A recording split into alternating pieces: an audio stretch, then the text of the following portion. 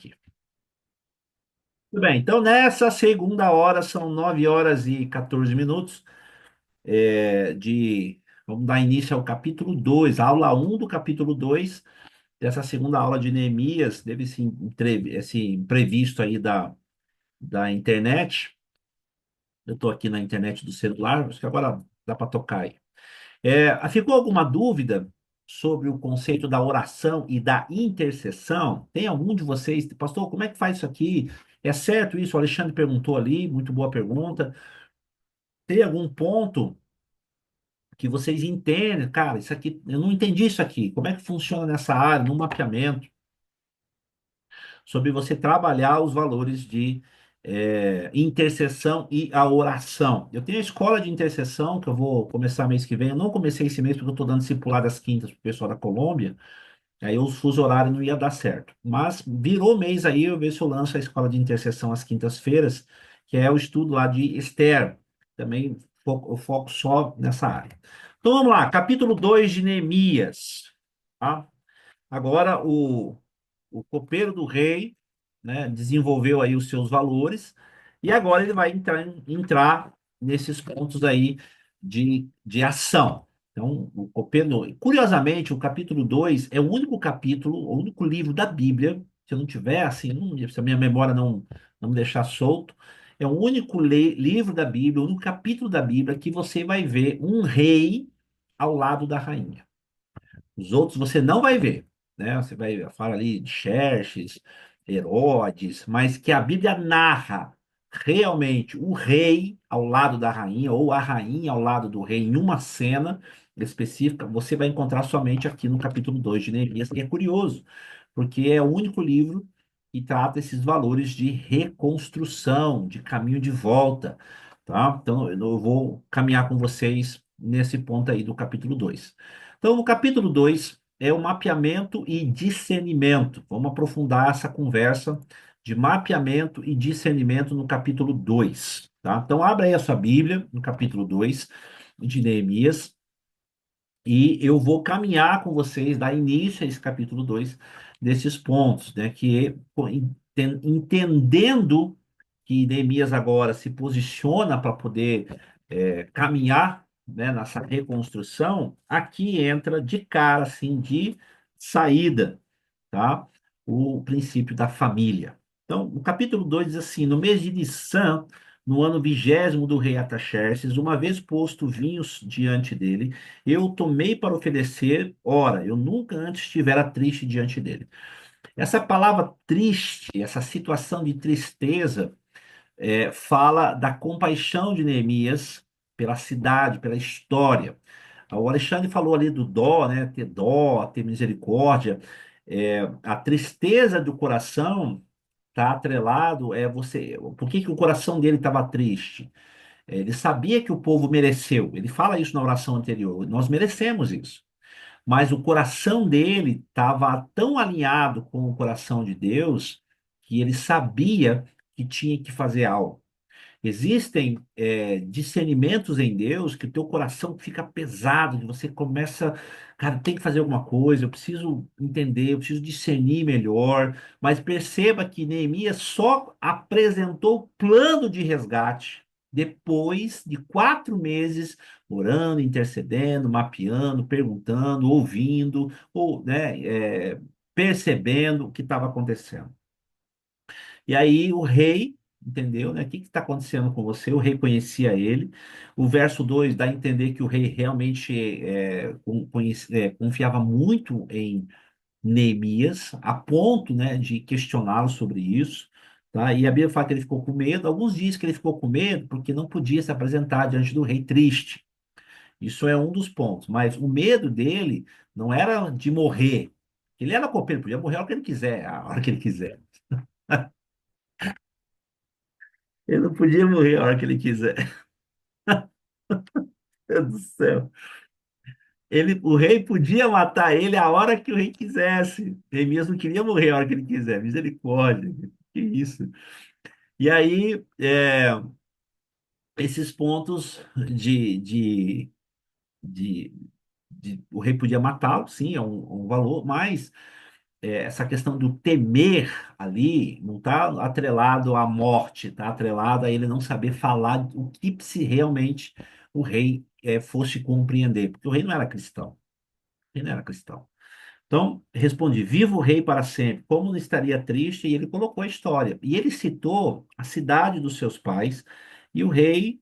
E ele citou, ele diz: ó, um dos reinos mais problemáticos que o senhor tem aqui sobre o seu governo é a cidade dos meus pais. Ele jogou o conceito de família, família, família, herança. Ele fala de herança diante de um princípio de família. O princípio de família vai trabalhar herança. Princípio de família trabalha herança. Aprendam isso, tá?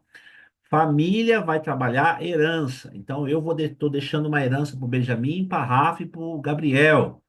O João está deixando uma herança para o Joãozinho e para Maria.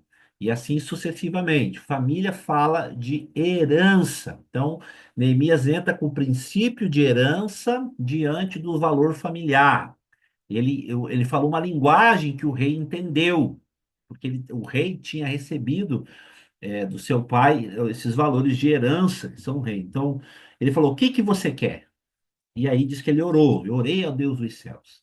Então, esse ponto fala desse conceito do princípio da família, o princípio da herança, o princípio do legado, tá?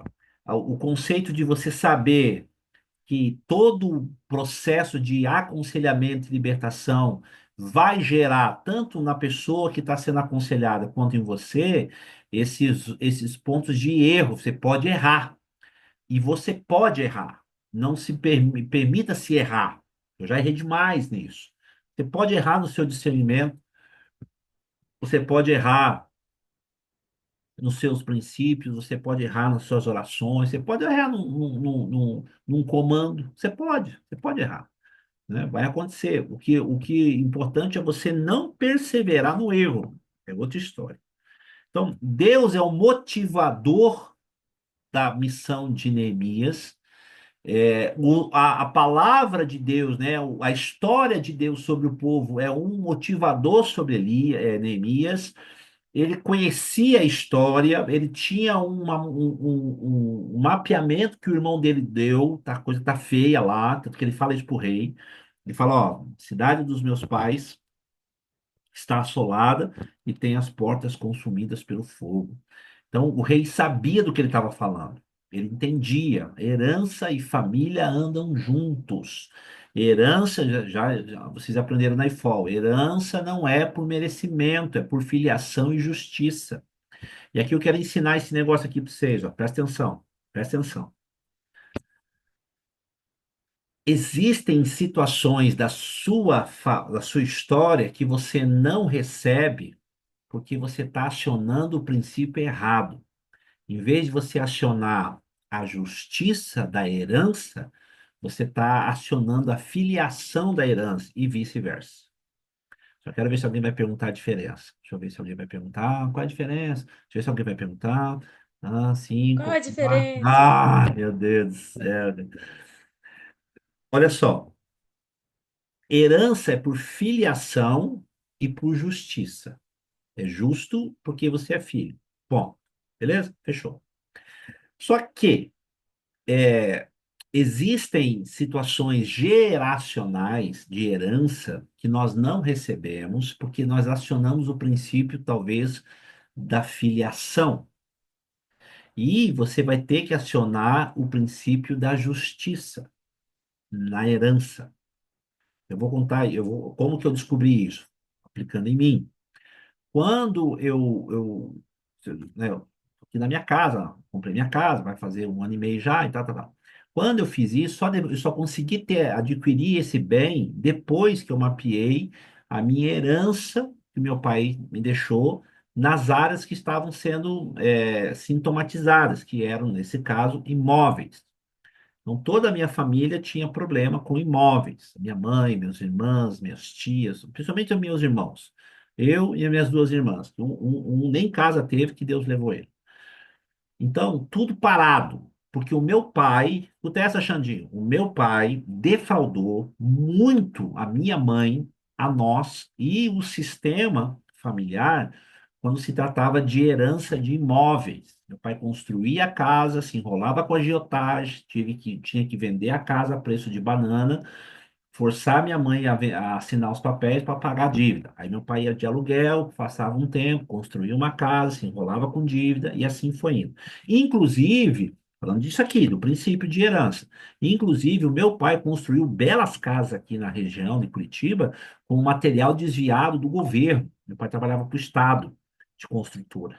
Então, muita coisa veio desviada. Meu pai superfaturou. Meu pai fez uma bagaceira só. Quando eu descobri isso, que eu mapeei, eu fui atrás desse. Então, quando eu fiz o mapeamento dessa árvore, então tem coisa errada aí, eu fui atrás e achei os princípios, eu tinha esse conceito da herança por filiação, porque você tem um nome, é o nome do seu o nome que está sobre todo o nome, e o conceito da herança por justiça. Nós temos a herança da salvação pelo nome, o nome que está sobre todo o nome, e por justiça, co-herdeiros com Cristo nas riquezas das regiões celestiais. Então, quando você vai trabalhar essas áreas de herança, perceba que Neemias, ele colocou bem claro, ele falou assim, ó, verso 3, estou lendo aqui na Bíblia. Viva o rei para sempre. Como não estaria triste o rosto se a cidade onde estão os sepulcros dos meus pais, ele faz filiação, está assolada e tem as portas consumidas pelo fogo. Então ele faz jus do princípio da filiação. Ele não faz jus do princípio da justiça, da filiação. Ele só vai aplicar o conceito da herança por justiça lá no capítulo 9, 10, que ele passa a listagem e ele começa a observar. Não é justo você estar aqui. Percebe? Então, quando eu fiz isso, eu acionei os mecanismos do meu pai, porque eu tenho o sobrenome dele, falei, eu sou filho, ponto. Tenho o sangue dele. Mas agora eu quero requerer o que é meu por justiça. Pegou? Então, eu acionei os princípios sobre é justo isso, né? Diante daquilo que eu consertei, né? E deve intercessão, circunstância, pecado, Satanás e Deus, é justo. Eu fui na minha mãe, contei isso que eu estou contando assim mais detalhado para minha mãe, e disse: Mãe, a senhora me autoriza a fazer isso? Ela falou: Filho, se der alguma coisa, deu. E fiz. Ela me autorizou. Então eu fiz. Então todos se beneficiaram, independente se é crente ou não. Todos se beneficiaram. Minhas irmãs se beneficiaram, minhas sobrinhas se beneficiaram, minha mãe se beneficiou, os netos estão se beneficiando. Então, daqui para trás, eu não consigo dar conta. Eu resolvi. Daqui para frente, todos são beneficiados. Tá? Então, quando você faz isso numa igreja, uma igreja que tem um histórico, você pode fazer nesses dois valores, por filiação e por justiça. Então, você pode. Dificilmente você vai acionar os dois uma vez só. Então, primeiro você aciona um, conserta, depois você aciona o outro, que é uma ordem estabelecida por Deus. Então, o princípio da família é tão poderoso, mas extremamente poderoso, tá? Que João capítulo 1, verso 12 diz assim: E os deu o poder de serem chamados filhos de Deus. Você vai ver essa tradução. Ele tem um poder, então um conceito familiar. A família é uma figura de autoridade maior que o governo. O governo, esses governos horrorosos que estão aí, esse socialismo, marxismo, esses ismos da vida aí, ele sabe que uma família forte não precisa de governo.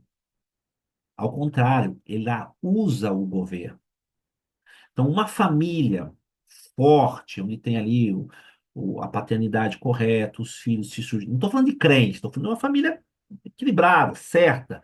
O cara é centrado, a mulher é centrada, os filhos debaixo dos valores, né? Aqui, eu até falei para a Rafa esses dias, eu falei, ó, você vai para a faculdade, menina, daqui 3 anos você vai para a faculdade, ela vai fazer 14. que 3 anos vai para a faculdade. Se você me aparecer aqui com camisa do Che Guevara, do cubano, do sovaco peludo, fedendo, não tomando banho, falando eu quero ter voz, eu ponho você para fora, de ponta cabeça, só você vê, você vai sair do jeito que você vê o mundo, sem nada. Então, acabou, os valores corretos. Tá? Esses são os princípios familiares. Então, então, os governos sabem que a Bíblia é a única ideologia, vou colocar assim, capaz de equilibrar uma família e fazer dessa família forte. Então, uma família forte, centrada, né, dentro dos conceitos corretos, nem estou falando de religião, de princípio, ela não necessita de governo. E quem governa é Cristo. Ela usa o governo. Ela paga os impostos e usa. Usa a rua, usa o posto, usa a escola, usa os. Ela usa, mas ela não precisa do sistema do governo para conduzir eles. Percebe? Entendeu? Deu para entender? Pegou bem isso aqui? Não? Então, isso é o princípio da família. Então, por que que Satanás bate tanto na família? Porque sabe, uma família frágil precisa de sistemas para conduzi-la. Então, o princípio familiar. Então, nesse ponto, aqui em Neemias 2, você vai ver ali, ó, verso 5. Perdão, verso 6. Então o rei, estando a rainha sentado junto dele. Você não vai ver mais em lugar nenhum. Pode caçar, pode caçar. Você não vai ver. Eu não encontrei.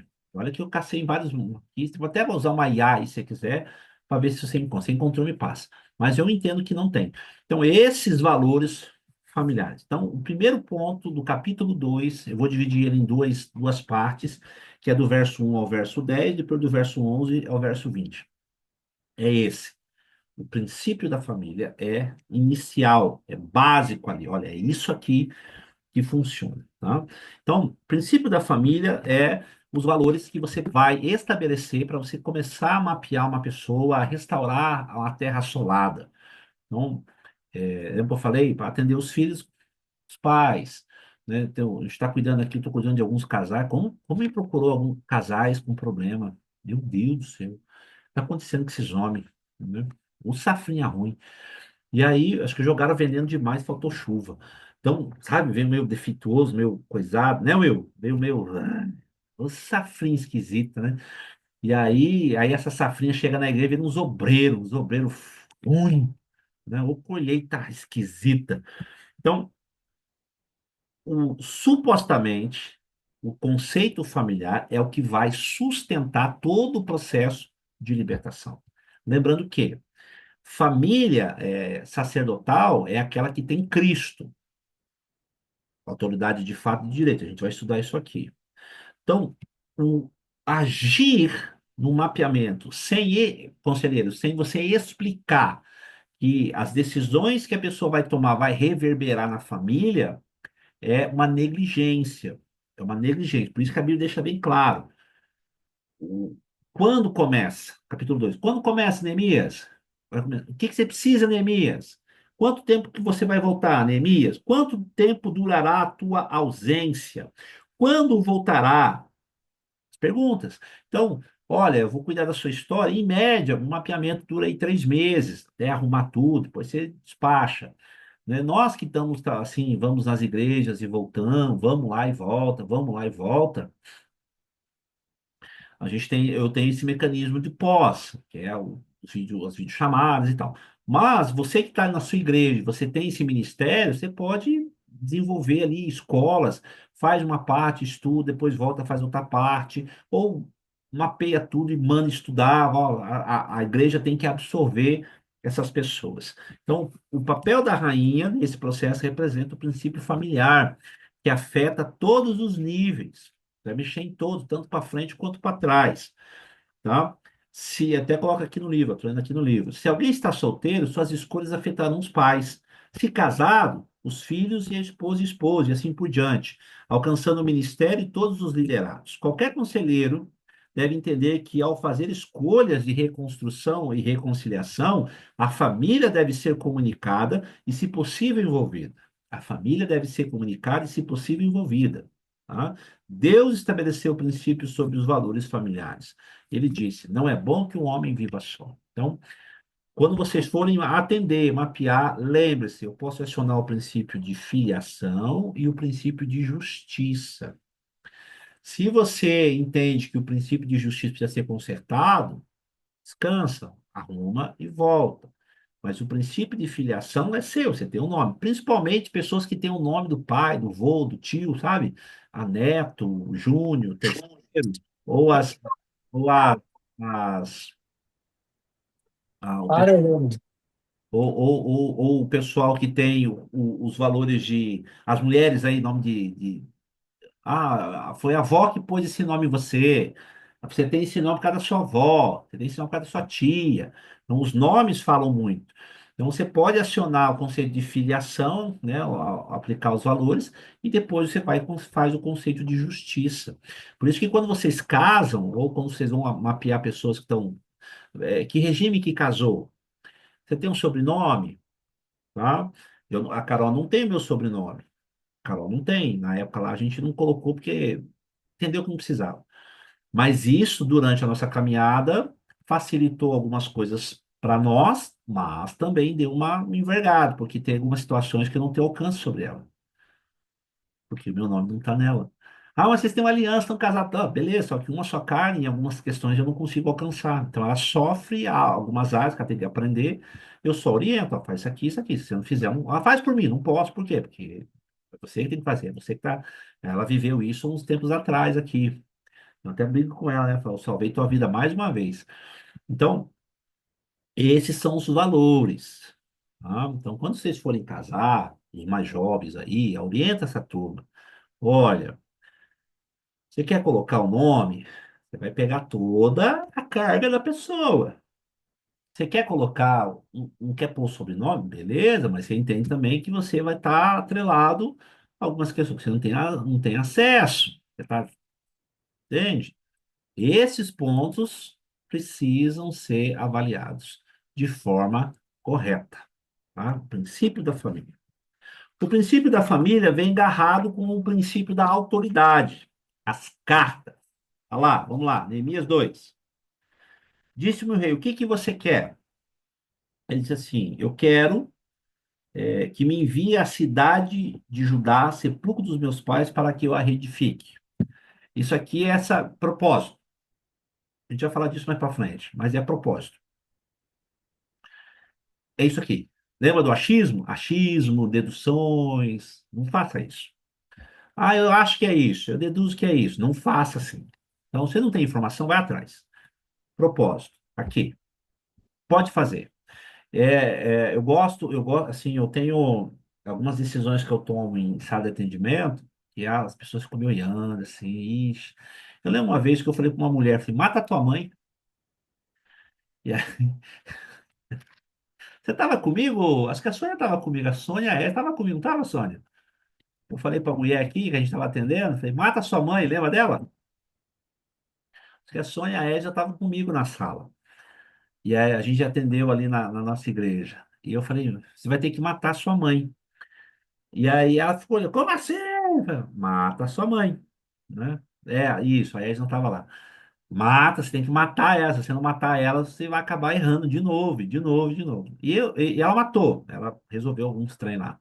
Teve uma outra que eu falei assim pro rapaz, o rapaz estava morando na casa dos pais, e o cara não queria sair porque tinha medo de viver, aquela coisa. Eu falei assim, querido, fala uma coisa pra você, aborta os seus pais. Aí ele ficou olhando assim, como assim, pastor? Que loucura é essa? Isso não está na Bíblia. Eu falei, tá sim, tá sim, tá sim, tá na Bíblia. Jesus pediu para matar o filho de Abraão, mata teu filho. Então, aborta os seus pais, aborta ele, mata eles, joga eles fora, põe eles para fora. Que é isso, pastor? Não pode, pode, você está numa zona de expulsão, manda embora. Sai de lá, vaza, da linha. Então, são algumas decisões que você tem que ser bem pontual. E Neemias falou: eu quero ir lá reedificar a cidade. E Neemias não falou: eu vou ver o que eu faço, porque ele já tinha informação, ele já tinha tudo desenhado.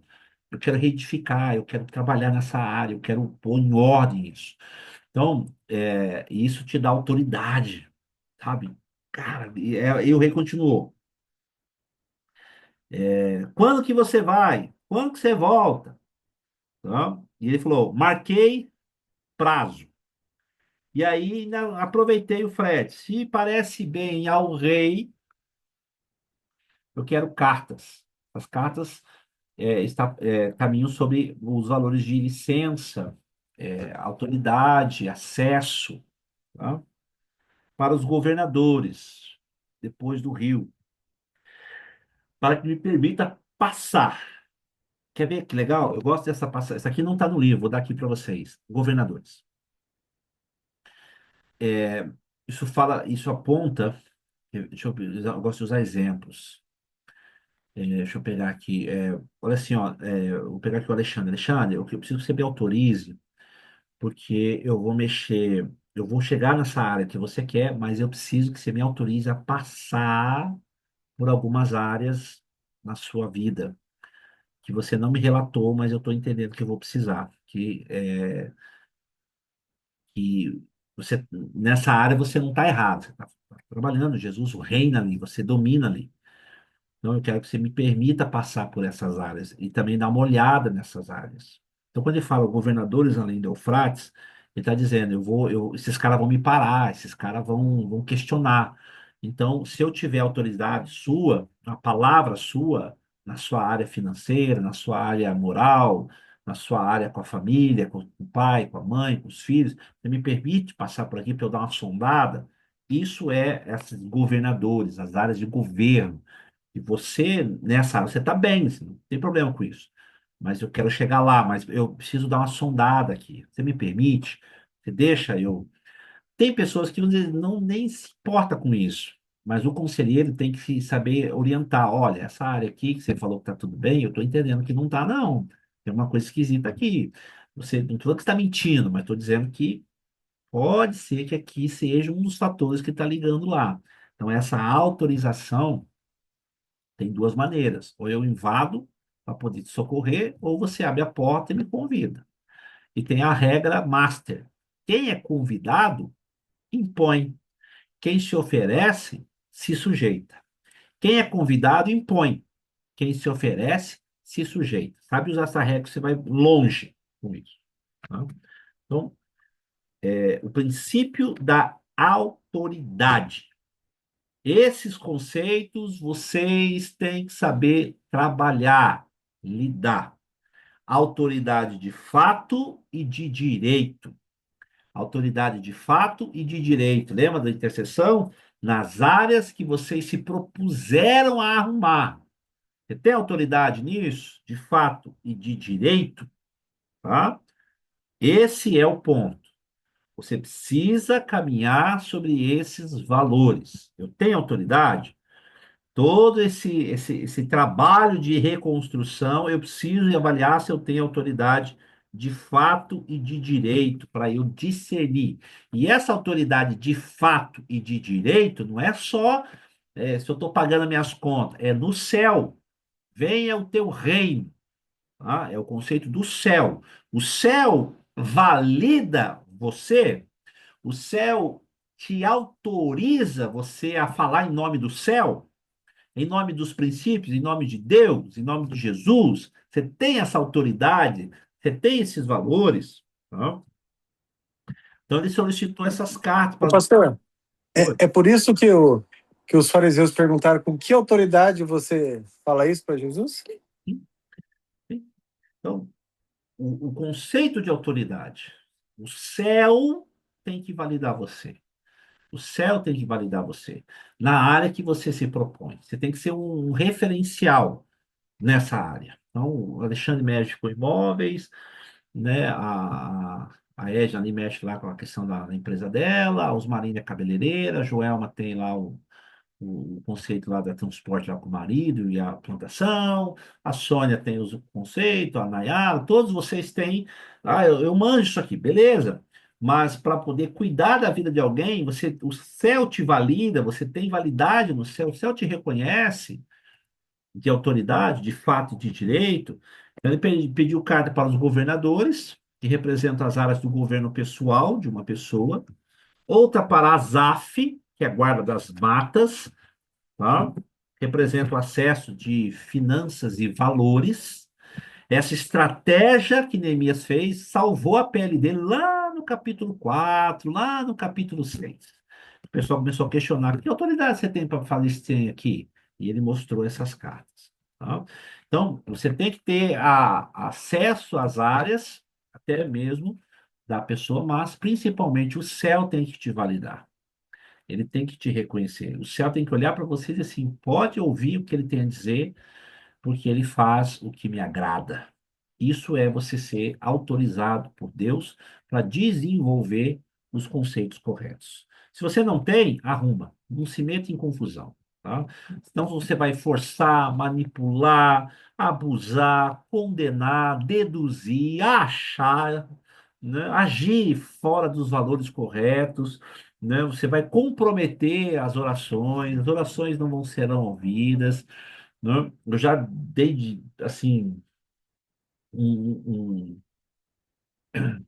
como é que fala?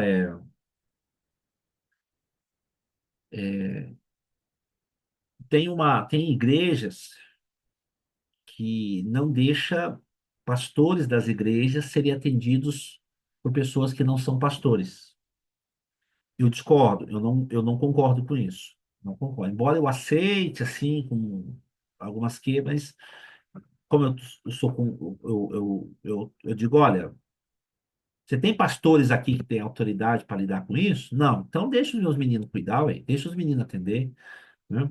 Pastor atende pastor, porque é o conceito de sacerdócio. Nossa, se bater isso na minha porta, Pastor, tem aquele exemplo também que muitas pessoas têm de fato, né? Mas não têm de direito, igual no caso da linha pastoral, né? De fato é pastor, tem um conhecimento, mas nos céus não tem esse direito, não domina sobre esse assunto, né? isso. Então, o céu tem que te reconhecer. Então, tem igrejas, eu estou trabalhando numa igreja em São Paulo, e a regra de atendimento deles, né, eu disse, é isso, pastor atende pastor. E aí eu questionei. Eu falei, ó, eu aceito em partes, mas a partir do momento que isso começar a dar, eu perguntei, os pastores que vocês têm aqui têm autoridade para mapear e tratar esse povo? Aí o irmãozinho lá, né, um dos pastores lá, líder lá da intercessão, falou, depende do que você entende por autoridade. Eu falei, como? Fato e direito nas áreas. É, não, eu falei, então como é que vocês vão atender esse pessoal? Diz aí para mim. Então, para você colocar, impor um princípio desse, a ficha pastoral tem que estar alinhada. Então, na sala de atendimento, eu vou reforçar isso aqui. A maior autoridade é o conselheiro. O Cote até reforça isso com outras palavras. Ele diz: a maior arma no aconselhamento é a vida do conselheiro. Então, ele não tabula por cargo, ele tabula por caráter. Então, a maior autoridade na sala de atendimento é o conselheiro. Tá? E quando um pastor se sujeita ao princípio de humilhação, a ser mapeado por uma pessoa que não é um pastor, ele está usando uma arma de guerra poderosa, que é a humilhação. A humilhação é arma de guerra.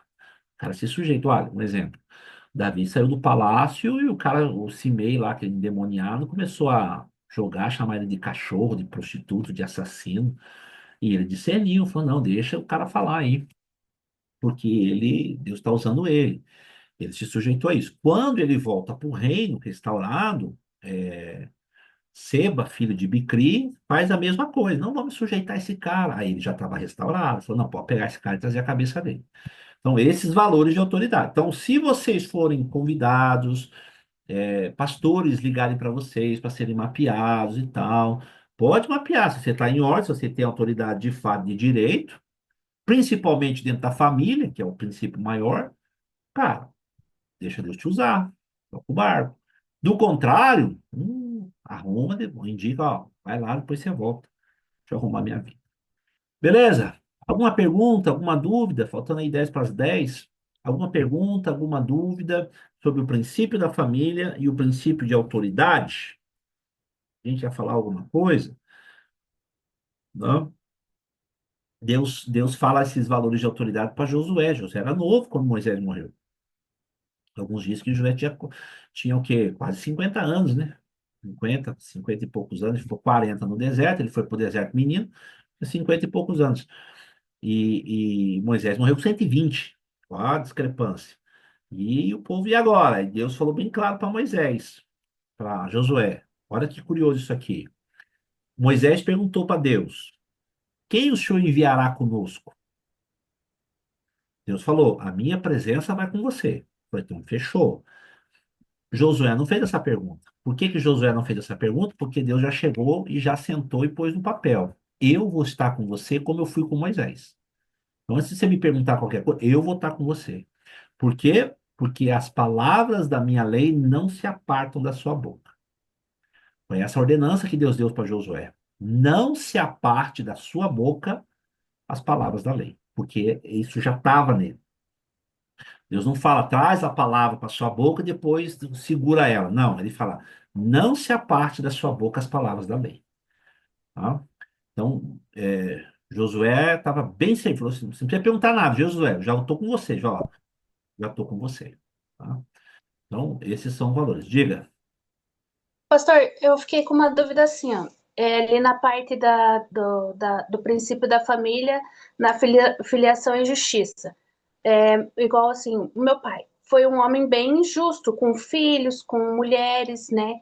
E quando para consertar essa parte da justiça, como que faz daí? Na onde que ele defraudou? Como que é o processo? Você vai precisar, Lili, você vai precisar ver as injustiças que ele cometeu, através do quê? Dos sintomas. E nisso você é boa.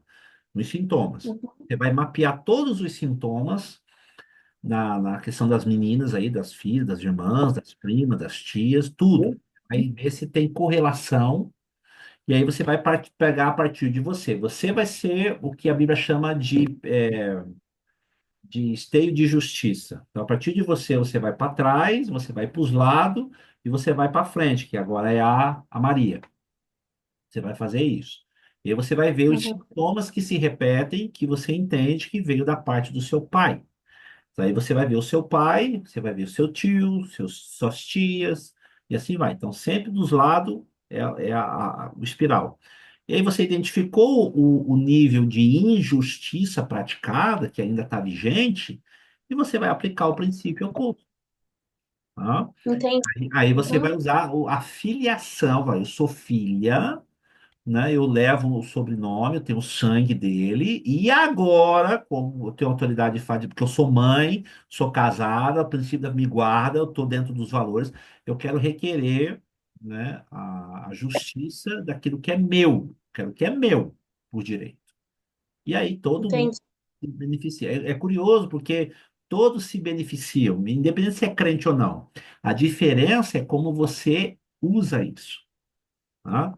Então, um exemplo, Uhum, tá bom? Então, todos se beneficiaram da oração que eu fiz. A diferença é como eu uso. Então, a minha irmã está usando errado, a minha outra irmã fez besteira, e eu posicionei. Aí eles me olham para mim e ficam, nossa, nossa, vai. É só você aprensar e elas conhecem esses valores aí, tá bom? entendi. Obrigada, pastor. Show. Turma, vamos encerrar aqui então. Lembrando que vocês vão ter dois links, tá? Das 8 às 9 e agora esse que deu pane aí. Mas eu vou estar identificando lá para vocês. E aí, na aula que vem, terça-feira que vem, a gente vai aprofundar aí no capítulo 2.